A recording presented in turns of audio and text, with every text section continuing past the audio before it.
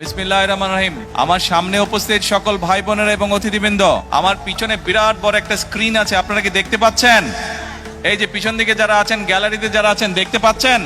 Gallery থেকে বোধহয় একটু কষ্ট হচ্ছে নাকি?